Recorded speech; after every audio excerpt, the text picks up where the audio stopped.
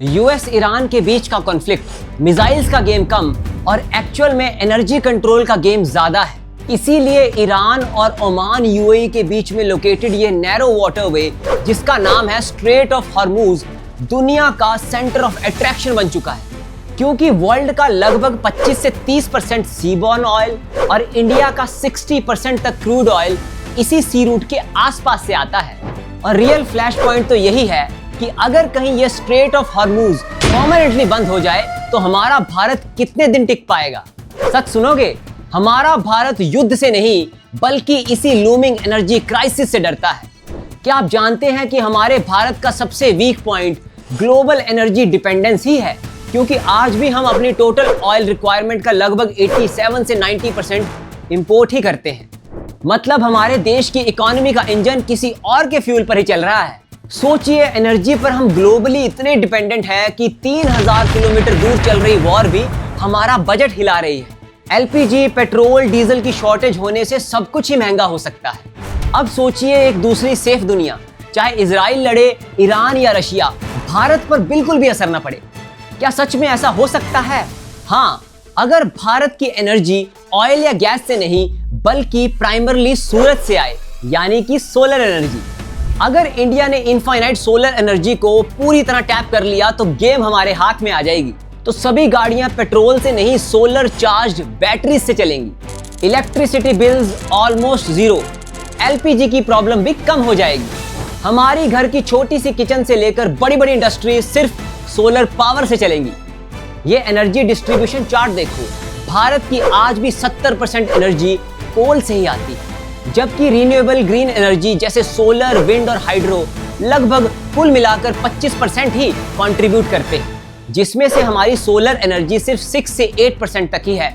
मान लो कहीं अगर हमारी सोलर एनर्जी 6 से 8% की जगह 60 to 80% तक होती तो यूएस ईरान कॉन्फ्लिक्ट छोड़ो, दुनिया में कहीं भी वॉर होती तो हमारे भारत को फर्क नहीं पड़ता।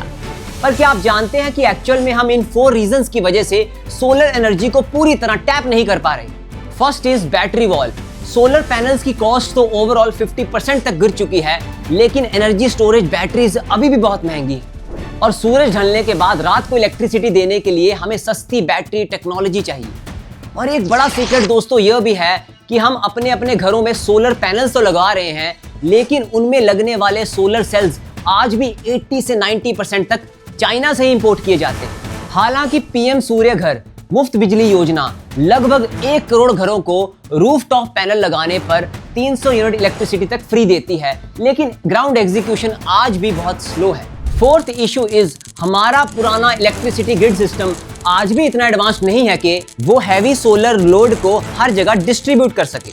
लेकिन पॉजिटिव एंगल ये है कि भारत ने इंटरनेशनल सोलर अलायंस को लीड किया है और हम वर्ल्ड के टॉप 4 सोलर नेशंस में आते हैं।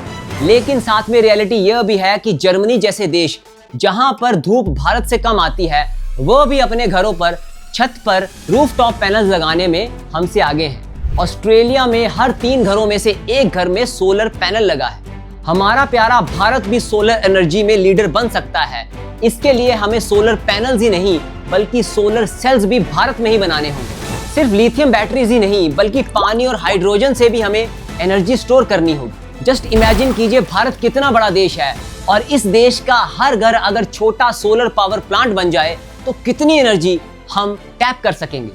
सवाल ये नहीं है कि भारत ये अचीव कर सकता है या नहीं, सवाल ये है कि भारत ये कब अचीव करेगा। दुनिया के पास चाहे ऑयल रिजर्व्स हों, लेकिन हमारे पास सूरज की इनफाइनाइट पावर है जो कभी खत्म ही नहीं होती।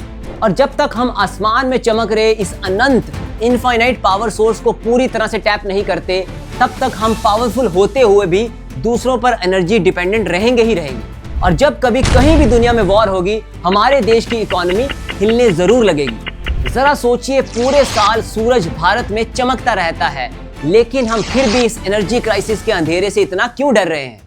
सोचिएगा जरूर।